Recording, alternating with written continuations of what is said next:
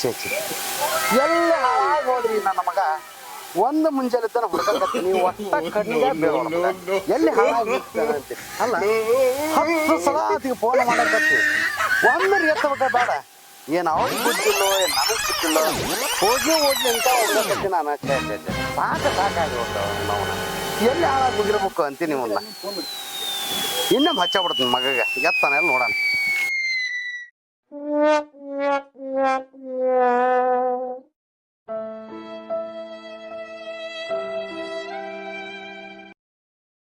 ತೋ 10 ಸಲ ಆತ್ರಿ ಅವ್ನು ಫೋನ್ ಹಚ್ಚಕತ್ತಿ ಒಮ್ಮೆ ಎತ್ತಬೇಕ ಬೇಡ ಮಗ ಒಮ್ಮೆ ಎತ್ತವಲ್ರಿ ಛೇ ಛೇ ಛೇ ಛೇ ಸಾಕು